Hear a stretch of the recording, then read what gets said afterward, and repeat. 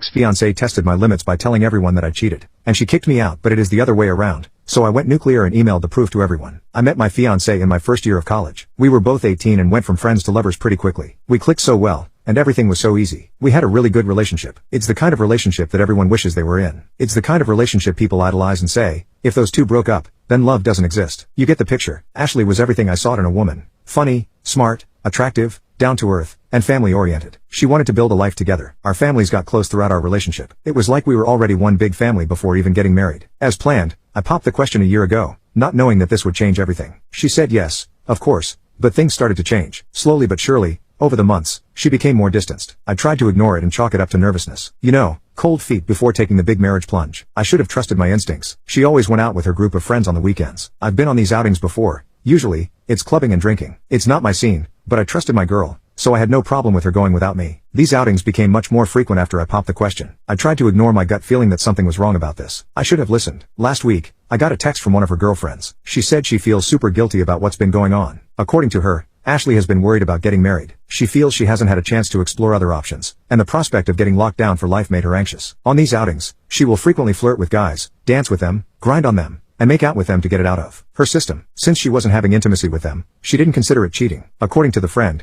she also gave one guy a BJ in the club bathroom. She sent me pictures and videos from some of those escapades. My heart sank. I felt like I had died that day. I thanked the friend for telling me and told her to keep it between us. For me, any form of cheating is a big no-no. I knew it was over. What makes this worse is that I have a past of cheating. She knows about my high school ex who cheated on me, and being a stupid teenager, I tried to end it all. This just cuts the whole situation even deeper. She knew how much hurt she could cause but continued with it. I wanted to crawl into bed and cry for a month. I wanted to be weak. I felt weak. After I protected myself, I decided to allow myself to mourn and cry over this. My fiancé and I share an apartment, and we both pay rent for 50-50. I took 2 days off work and covertly moved my things to my brother's house across the city. He knew about everything and immediately offered his place to me. The first day I moved non-essential items out when Ashley got back from work, she commented on it, but I brushed it off by saying I sold some stuff and took some more stuff to a storage unit to tidy and clear space up in our apartment. She didn't question it. I was furious on the inside about everything I learned but kept cool to avoid suspicion. She noticed I was a bit withdrawn, but I told her I was tired and stressed from work. On the second day, while she was at work, my brother and his wife came over to help me pack everything else, and I was fully moved out by 3 p.m. that day. Since then,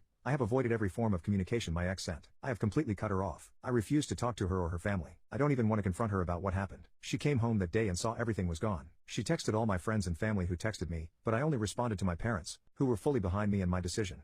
Her family and friends are blowing up my phone and saying I'm an off for leaving without a word. They've even been blasting me on social media. I don't care. She knows what she did. To me, she is dead. She doesn't exist. Because of all this backlash, my brother and his wife are now questioning whether I should completely ignore everyone. This has caused me to doubt myself. So here I am. Ada, update. I didn't want to make this whole thing public. Despite what she did, some part of me still cares for her. I was with her for 6 years. You can't just throw that away overnight. I concluded that talking to her parents was the right thing to do. Only her family needed to know. Everyone else can have whatever opinion they want of me. I don't care. The people who truly know and are close to me are the only ones I care about. I sent a detailed message of what happened to my closest friends and family. All of them, of course, believed me right away. No pictures needed. I didn't feel like it was necessary or appropriate to spread those pictures of her, so I didn't. Now that the people I cared about were sorted, I moved on to her parents. I messaged her mom, who, by the way, I had gotten so close to I considered her a second mom, and she considered me a son. She was very upset with me but agreed to meet up. I felt this needed to be an in-person conversation rather than a nuke. I met her mom and dad at a diner we frequented for breakfast. I know, it's so cliche. It was quite emotional. They were understandably upset. They didn't do anything wrong,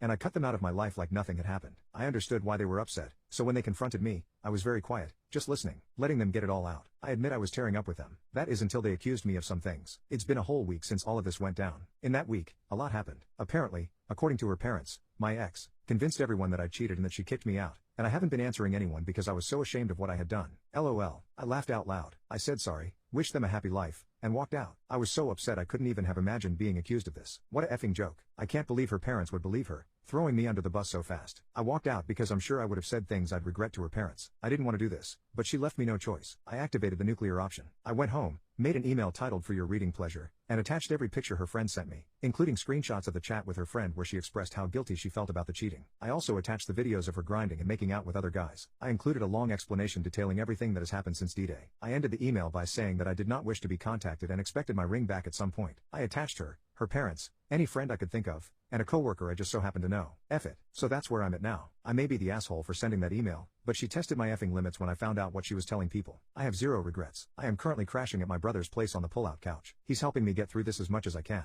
Who knows what kind of fallout that email will create. Either way, I'm going to sit back and enjoy it with popcorn, whilst sobbing.